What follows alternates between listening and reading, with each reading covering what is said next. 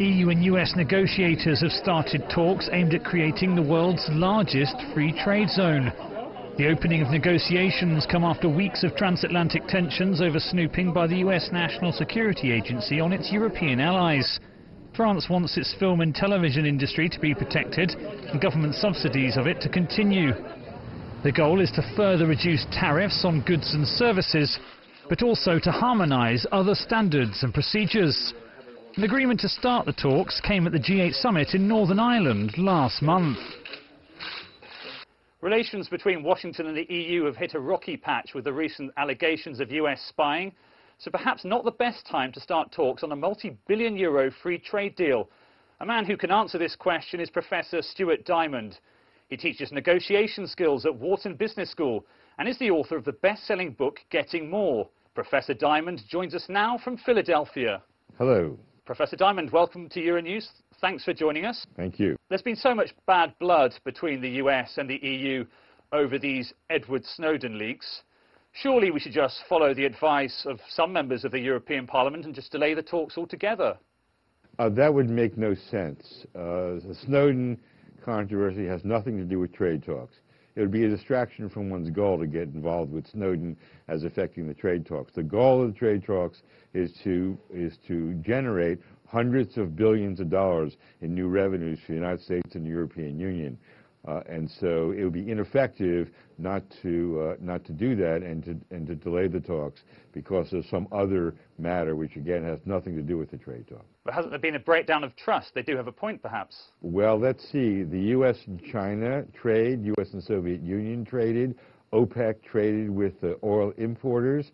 Trust is important but not necessary. They can build trust as they go along. So we get the negotiators around the table. What's the first step from your point of view? Hi, what's going on? How are you doing? What are our goals? Should we make some money here for our countries? How do we do that? What concerns do we have? What are our needs? Let's solve them one by one. Nice and simple. An effective negotiation should be little more than a conversation, not a power play, not an emotional fest, but if people look at it in a calm and dispassionate way like that, they'll be able to meet their goals more quickly. Okay, well, just on that issue of emotion, we've seen a very hard bargaining kind of stance from France in recent weeks.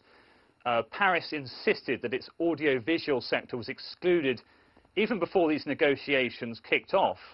What do you make of that? Does hard bargaining really work if we want to defend our interests? Well, the first thing to say is if France wants to exclude some of the art venues, then they shouldn't call it the free trade talks. They should just call it the trade talks.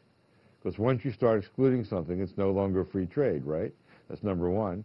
Number two is they will encourage the United States to start excluding things, and then we won't be anywhere. Okay, well, that's all very well, but what about the big cultural differences on both sides of the Atlantic? We've got 28 countries now in the EU, and whatever deal is struck between Washington negotiators and EU negotiators will have to be thrashed out back here in Brussels. Well, there's a couple of things. First of all, recent studies show that the success of negotiations has much less to do with the cultures people come from than how they relate to each other as individuals.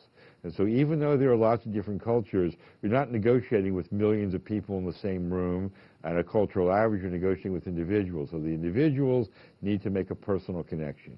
Second is recent studies show that the more differences there are between parties, as long as you value those differences, the more value you create because differences promote creativity that promote value. So the parties should be saying, we're glad we disagree. Let's use that as a collaborative way to create more value. And so once you have, negotiation is very sensitive to the attitude you have toward the other party. If you want to try to be collaborative, use your differences to create value and find meaningful solutions with that as a base, you tend to get further.